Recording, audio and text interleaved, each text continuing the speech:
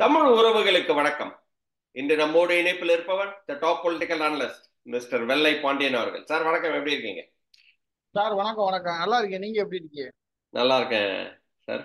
சரி sir, sir. Ranjith இன்னைக்கு ஊர்வலம் போயிருக்கிறாரு. நிச்சயமா ஆம்ஸ்ட்ராங்கோட மரணத்துக்கு, அகால மரணத்துக்கு, கொலை மரணம்னு சொல்றதை விட கொலைக்கு போயிருக்கிறாரு.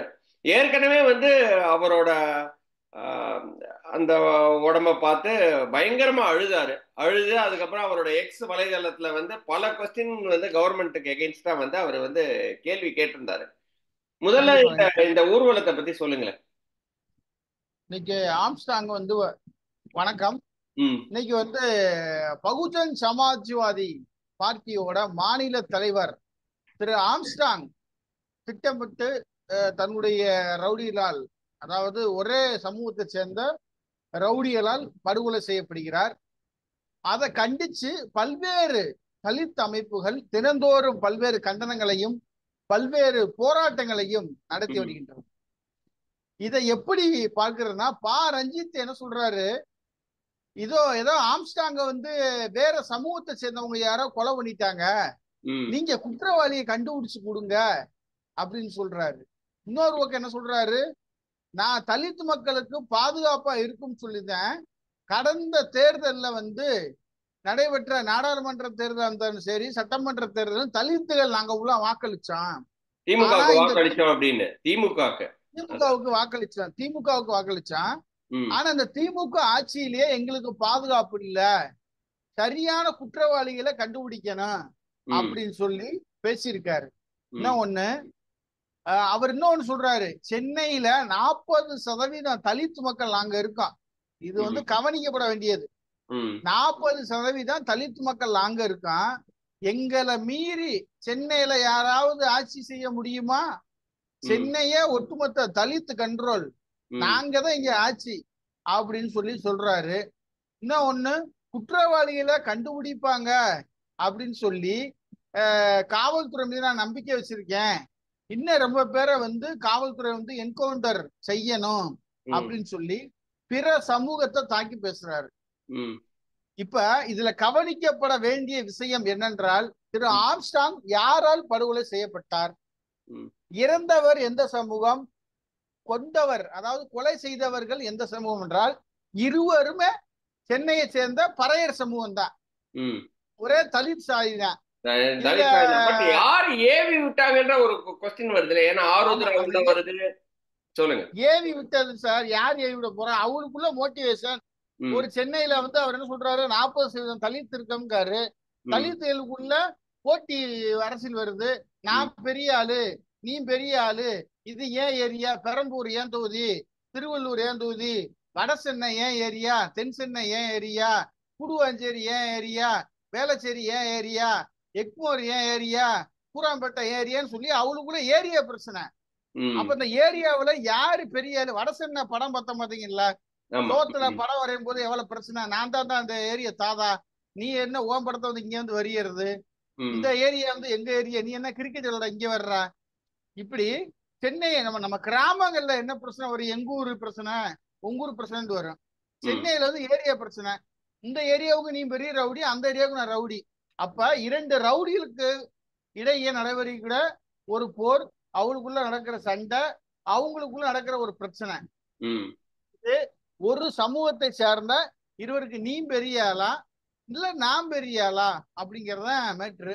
இதுல ஆம்ஸ்டாங் சார்ந்தவர்கள் அவர் எதிர்த்திருப்ப கொலை செய்யறாங்க, அந்த தரப்பு ஆம்ஸ்டாங்க கொலை பண்றாங்க. இத நடந்தது. இதற்கு ரஞ்சித் இந்த அளவுக்கு, அதாவது இந்த கையை வைத்துதான் நான் திமுகவுக்கு ஓட்டு போட்டேன்னா, திமுகவுக்கு இனிமே நான் வாக்களிக்க மாட்டேன், திமுகவுக்கு ஆருத்ராவும் உள்ள இருக்கு அப்படின்னு சொல்றாங்களே. இப்ப கோஷ்டி சண்டையா இருந்தாலும் அந்த கோஷ்டி சண்டையை யூஸ் பண்ணி அவங்கள போட்டுருங்கன்னு சொன்னது மேலே இருந்து வேற ஒரு ஆளு அப்படின்ற மாதிரி தானே ரஞ்சித் பேசுறாரு. அதனால ஆருத்ரா பிரச்சனையை ஆம்ஸ்டாங் எங்கேயாவது பொதுக்கூட்ட மேடையில பேசியிருக்காரா? நிறைய பொதுக்கூட்ட மேடையில ஏன் பேசினது இல்லை? ஏன் அது இப்ப வீடியோஸ் எல்லாம் வந்துட்டு தானே இருக்குது. நிறைய பொதுக்கூட்ட மேடையில பேசியிருக்கிறாரு. ஒருவேளை பேசினாலும் ஏன் அந்த ஆருத்ரா இப்ப ஆருத்ரா பத்தி மத்த அரசியல் தலைவர்கள் யாரும் பேசல? பரவலா பேச்சு இல்லைன்னு வைங்களேன். ஆர்கே சுரேஷ் கைது பண்ணாங்க, அவரு வெளிநாடு தப்பிச்சு போனாரு. அண்ணாமலை மேல கொஸ்டின் வச்சாங்க, அப்புறம் மறுபடியும் ஆர்கே சுரேஷ் வந்து சரணடைஞ்சாரு. இப்ப அந்த இது வந்து ஒரு சகஜ நிலைக்கு வந்துட்டாங்க. இப்ப இல்ல அந்த அதுல என்னன்னா அந்த அந்த விளிம்பு நிலை மக்கள், அதாவது வந்து நீங்க சொல்ற அந்த பறையர் சமுதாயத்துல இருக்கிறவங்க நிறைய பேர் ஆருத்ரால பணம் போட்டு வச்சிருந்தாங்க தங்க நகையை வாங்கி. Right right right. அவங்கள காப்ப சரி அந்த படத்தை திருப்பி கொடுத்துருங்க அப்படின்னு கேட்கறதுக்கு தான் வந்து ஆம்ஸ்ட்ராங் பயங்கர அழுத்தம் கொடுத்ததாகவும், அந்த அழுத்தத்தினாலதான் வந்து இந்த ரெண்டு கேங் இப்ப வந்து ஓகே ஏற்கனவே வந்து சுரேஷ்ன்ற ஒருத்தவரை வந்து போட்டாங்க இல்லையா, ஆற்காடு சுரேஷ போட்டதுனால சரி அந்த பழிவாங்குதல் பேர்ல நீங்க இவரை போடுங்க நாங்க உங்களை காப்பாத்துறோம் அப்படின்ற மாதிரி மேலேருந்து வேற ஏதோ ஒருத்தங்க அழுத்தம் கொடுத்ததுனால தான் இந்த இவ்வளவு பெரிய ஒரு கண்டிப்பா. ஒருவேளை அரசியல்ல ஆம்ஸ்டாங்க கூட படுகொலை செய்யப்பட்டிருக்கலாம். ஒரு பழிவாங்க நோக்கத்து கூட ஒரு கொலை நடந்திருக்கலாம். இது ஒரு பக்கம் இருந்தாலும் தொடர்ந்து தமிழகத்தில் கூடிய தலித் தலைவர்கள் எல்லாருமே தொடர்ச்சியா பேட்டி கொடுத்துட்டே வர்றாங்க. திருமாவளவன், பூவை ஜெகன்மூர்த்தி, அந்த தெருக்குறள் ஒரு பையன் இருக்கான அவன், அதுக்கடுத்து நம்ம தமிழக மக்கள் முன்னேற்ற கழகத்துடைய தலைவர் ஜான் பாண்டியன், இவங்க எல்லாம் ஒரு பேட்டி கொடுக்குறாங்க. நான் வந்து ஒரு தலித்து, எனக்கு வந்து தமிழ்நாட்டுல பாதுகாப்பு இல்லை, தலித் தலைவர்களை பாதுகாக்க வேண்டியது அரசினுடைய கடமை அப்படின்னு சொல்லி ஜான் பாண்டியன் வந்து ஒரு பேட்டி கொடுக்குறாரு. சரி ரைட்டு, இது ஒரு பக்கம் இருக்கட்டும். அப்ப அவங்க பாதுகாப்பு கேட்கிறாங்க. அப்ப எங்கேயாவது ஒரு தலித்துக்கு ஏதாவது ஒரு பிரச்சனைண்டா பிற சமூகத்தினால தாக்கப்பட்டிருக்கிறார்கள் அப்படின்னு சொல்லி மறைமுகமாக மெஜாரிட்டி சமூகமா இருக்கக்கூடிய முக்குலத்தூர் சமூகம், நாடார் சமூகம், யாதவர் சமூகம், கவுண்டர் சமூகம், இன்க்ளூடிங் வன்னியர், வடக்க வந்து வன்னியர்ஸ் வந்து அதிகமா இருக்காங்க. இப்ப ஒரே தலித் சமூகத்துக்குள்ள நடக்கக்கூடிய பிரச்சனைய பிற சமூகத்தின் மீது காவல்துறை வந்து திசை திருப்பப்படுகிறது. ஏன்னா இப்ப நீங்க ஆம்ஸ்டாங் இறந்து போயிட்டாரு, ரைட், ஓகே. நீங்க சென்னையில எத்தனை ரவுடி என்கவுண்டர் பண்ணீங்க? பண்ணலையே. ஒரே ஒரு என்கவுண்டர் நடந்திருக்குல்ல, இன்னைக்கு வந்து நடந்திருக்கு. அதுவும் ஏற்கனவே வந்து அவரு வந்து ஏற்கனவே சரணடைஞ்சவரை போயிட்டு நீங்க போடுறீங்க. நீங்க துறைங்கிறவரை வந்து திருச்சியில வந்து எதுக்கு என்கவுண்டர் பண்ணணும்? திருச்சியில துறைங்கிற ஒருத்தரை வந்து என்கவுண்டர் பண்ணியிருக்காங்க. அவரை என்கவுண்டர் பண்ணணுங்கிற அவசியம் கிடையாது. திருச்சி மாவட்டத்தில் இருக்கக்கூடிய எஸ்பி வருண்குமாரும் அவர் மனைவி புதுக்கோட்டை மாவட்ட எஸ்பி இருக்காங்க. அவங்க 2 பேரும் பிளான் பண்ணி அந்த திருச்சியில் இருக்கக்கூடிய துறையை வந்து என்கவுண்டர்ல கொல்றாங்க. இதுவரை வந்து அதுல என்ன நடந்துச்சு அப்படிங்கறத வந்து எந்த ஊடகத்திலும் இதுவரை பேசப்படவில்லை. சரி. அப்ப நீங்க வடக்க வந்து ஒரு தலித் தலைவர் இறந்து விட்டார் என்றால் தென் மாவட்டத்தில் இருக்கக்கூடிய பிற சமூகத்தை சேர்ந்த முக்கிய நபர்களை நீங்க போலி என்கவுண்டர் செய்வதில் வந்து எந்த விதமான நியாயமும் கிடையாது. ஒரு சமூகத்தை சந்தோஷப்படுத்துவதற்காக இன்னொரு சமூகத்தை பழிவாங்க நினைப்பதை காவல்துறை வந்து கைவிட வேண்டும். இது வந்து ஒட்டுமொத்த மக்களுடைய கருத்து, தமிழக மக்களுடைய கருத்து.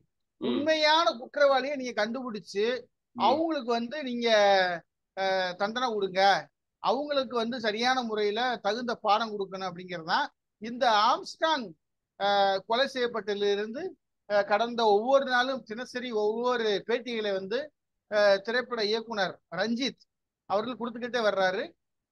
இந்த ரஞ்சித் வந்து தன்னை வந்து ஒரு தலித்து மக்களுக்கான ஒரு தலைவரா போக்கஸ் பண்றாரா, இல்ல தலித்து மக்களும் எங்காவது இறந்தால் நான் முதல் குரல் கொடுப்பேன் அப்படின்னு சொல்றாரா அப்படின்னு சொல்லி அந்த தலித்து மக்களுக்குள்ளேயே பல்வேறு பிரச்சனைகள் வந்து இப்ப ஓடிக்கிட்டு இருக்கு.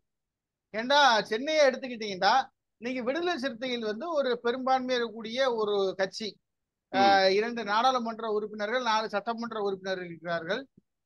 அனைவருக்கும் தெரிந்த முகமாக தலித்துகளின் அடையாளமாக திருமாவளவன் இருக்கிறார். அப்ப திருமாவளவன் இன்னைக்கு ஒரு பிரஸ் மீட் கொடுக்கிறாரு.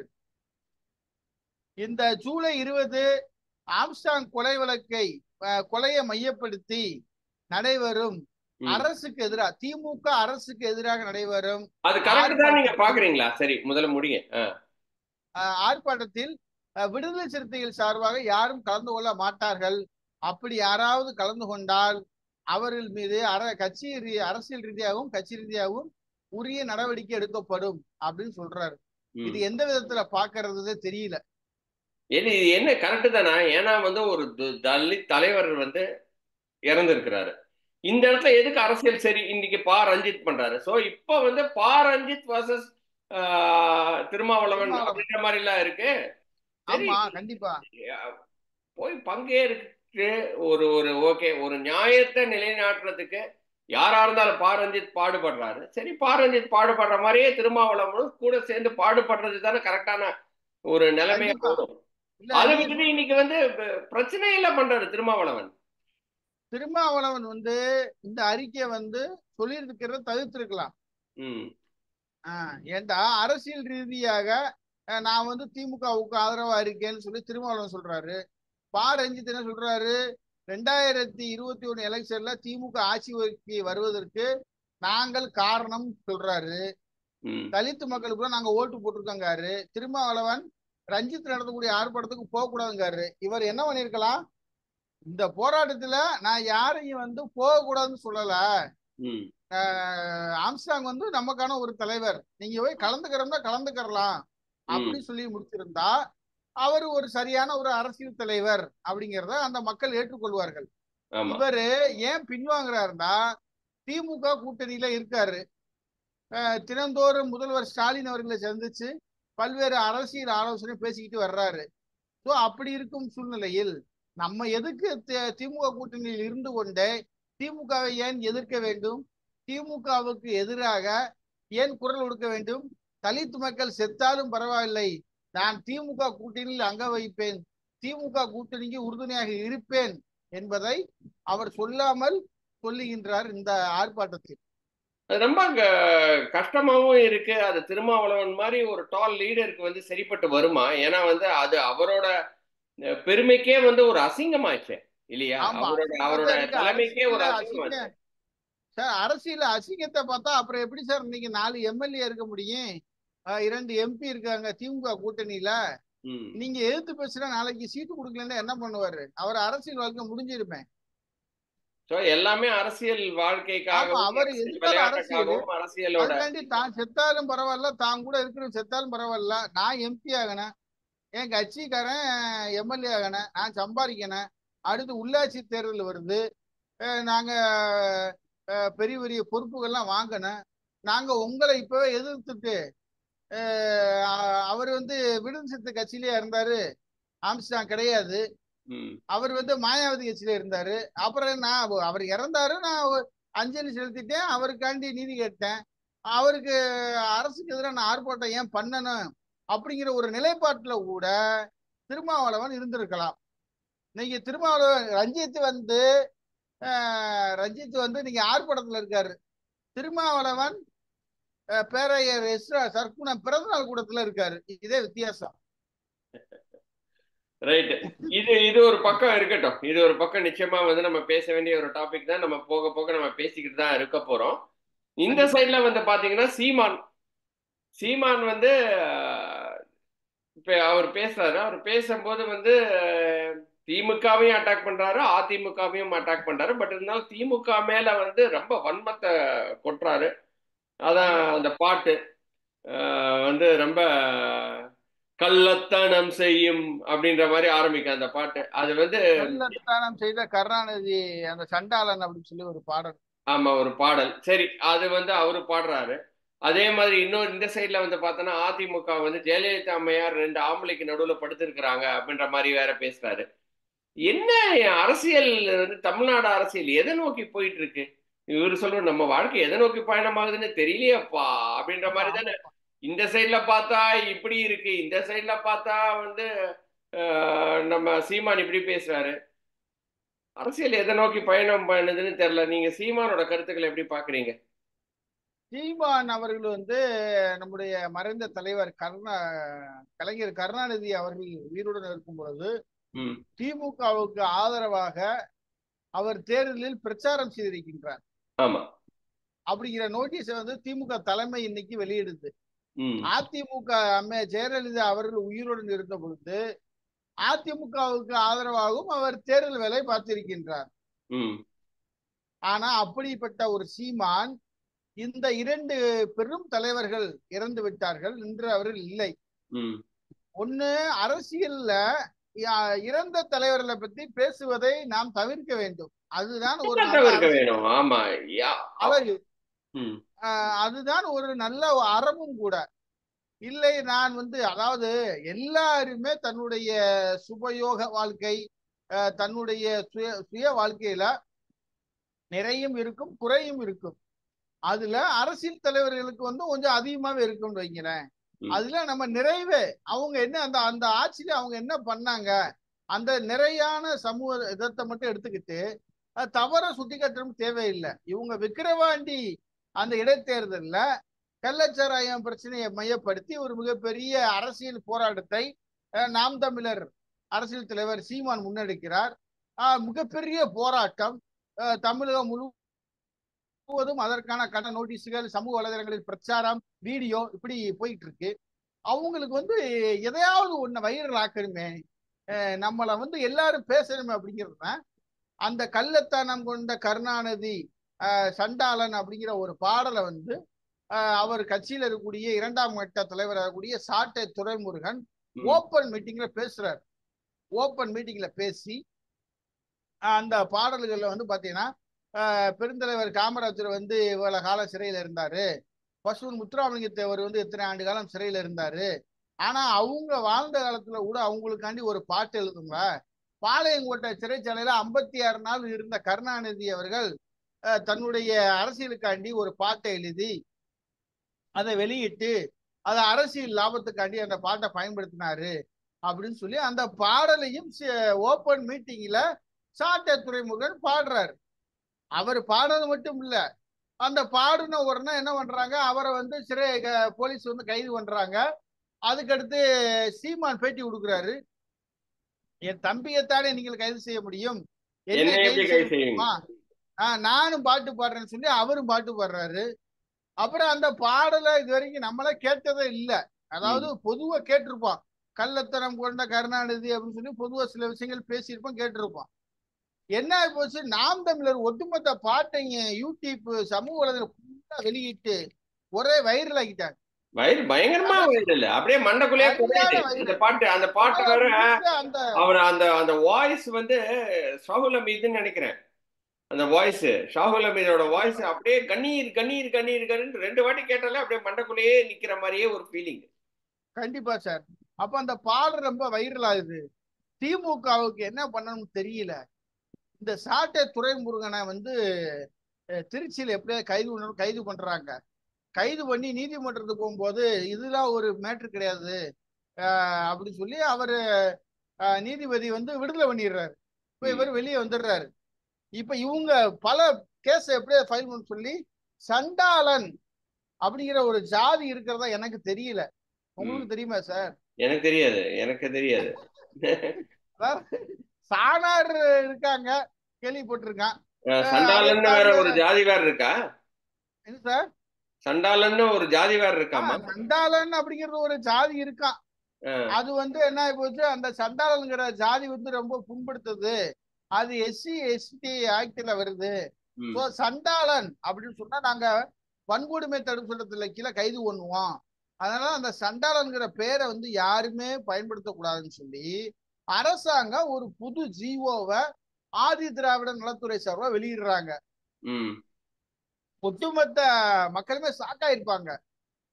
சண்டாளன் அப்படிங்கிற ஒரு ஜாதியே இல்லையாடா, நீங்க என்னடா புதுசா உன கொண்டு இத பேரை பயன்படுத்தக்கூடாத மாதிரி கொண்டு வர்றாங்க அப்படின்னு சொல்லி. அதாவது சீமான் பேசுவதில் சில தவறு இருக்கலாம், அதற்காக ஒரு பேச்சுரிமை என்பது எல்லாருக்கும் இருக்கிறது. அது நம்ம நாட்டுல சுதந்திர நாட்டுல பேசலாம்.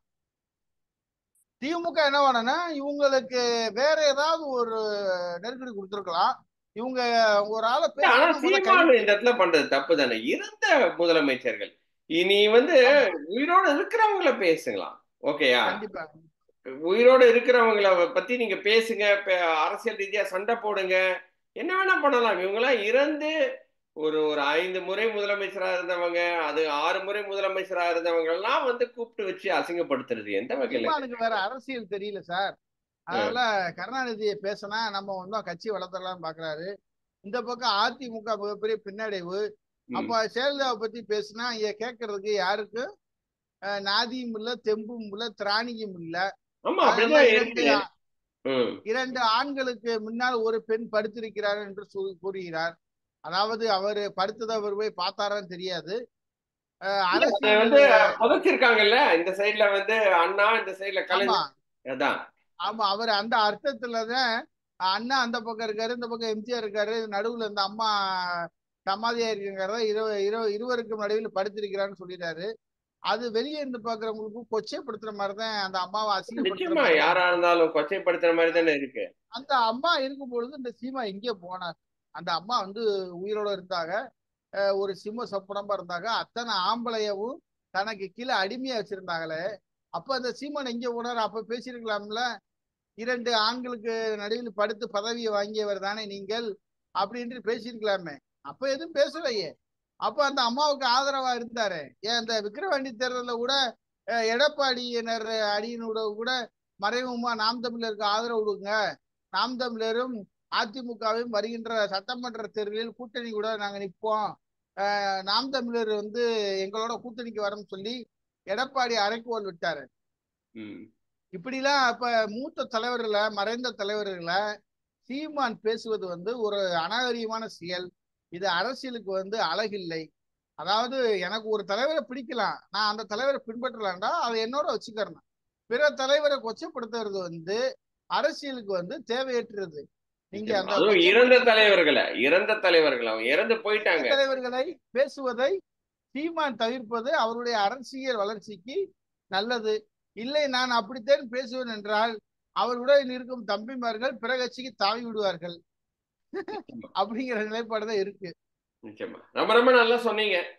ரெண்டு டாபிக்லயும் வந்து உங்களோட கருத்துக்கள் வந்து ரொம்ப கணீர்னு இருந்துச்சு. நிச்சயமா வந்து இன்னும் ஒரே கருத்து சார். பொதுவாவே வந்து பாத்தீங்கன்னா தமிழகம் மட்டும் கிடையாது, இந்தியா முழுவதும் தலித்துகள் எந்த இடத்தில் தாக்கப்பட்டாலும் தலித்துகளுக்காக அனைத்து அரசியல் தலைவர்களும் தலித் தலைவர்களும் குரல் உடைக்கின்றார்கள். இதே பிற சமூகத்தை சேர்ந்த மாணவர்கள், இளைஞர்கள், சிறுமிகள் தாக்கப்பட்டால் மற்ற தலைவர்களும் தலித் தலைவர்களும் தமிழக முதல்வர், அமைச்சர், அதுபோல ஊடகங்கள் மௌனமாக இருப்பதற்கு என்ன காரணம்? சமூக நீதி என்றால் அனைத்து மக்களுக்கும் சரியான ஒரு சமூக நீதியை பேசுவதுதான் ஒரு உண்மையான ஜனநாயக நாடு, உண்மையான சமூக நீதி ஆட்சி செய்யக்கூடிய ஒரு மாநிலமாக தமிழகம் இருக்கும். நீங்கள் தேவர் குலத்தில், திருநெல்வேலி மாவட்டம் தேவர் குலத்தில் கடந்த 2 நாட்களுக்கு முன்பாக 10 தலித் இளைஞர்களால் 2 மிகவும் பிற்படுத்தப்பட்ட சமூகத்தை சேர்ந்த மாணவர்கள் பாதிக்கப்பட்டிருக்கின்றார்கள். நீங்கள் நாங்குநேரியில் ஒரு சின்னத்துறை என்ற மாணவனை வகுப்பறையில் வெட்டியதை வைத்து அந்த மாணவனை எந்த அளவுக்கு விளம்பரம் செய்தது இந்த தமிழக அரசு? அப்ப இங்கும் 2 மாணவர்கள் தலித் இளைஞர்களால் தாக்கப்பட்டிருக்கின்றார்கள். அதற்கு ஏன் ஊடகங்கள் வாய் திறக்கவில்லை? இது போல நீங்க வடக்கு எடுத்துக்கிட்டீங்கன்னா வன்னியர்கள் பாதிக்கப்படுறாங்க, கொங்கு மண்டலத்துல வந்து கவுண்டர்கள் பாதிக்கப்படுறாங்க, திருச்சியில பல்வேறு சமூகம் பாதிக்கப்படுறாங்க, மதுரையில பாதிக்கப்படுறாங்க. எல்லா கல்லூரியிலும் காலேஜுகளையும் சாதிய பாகுபாடு, சாதிய பிரச்சனைகள் இருக்கிறது. ஆனால் சமூக நீதியை பின்பற்ற வேண்டிய அரசு அனைவருக்கும் சமமான ஒரு ஆட்சி நீங்க தர்றீங்கல்ல, அப்ப நீங்க எல்லா மாணவரையும் சமமா பார்க்கணும். தலித்துக்கு மட்டும் முக்கியத்துவம் கொடுக்க கூடாது. நீங்க எல்லாருடைய வாக்கு வங்கியை தான் வாங்கிதான் நீங்க சிஎம் வந்து உட்கார்ந்துருக்கீங்க, எலெக்ஷன்ல ஜெயிச்சிருக்கீங்க. ஒரு சமூகம் மட்டும் ஓட்டு போட்டு நீங்க சிஎம் வரல.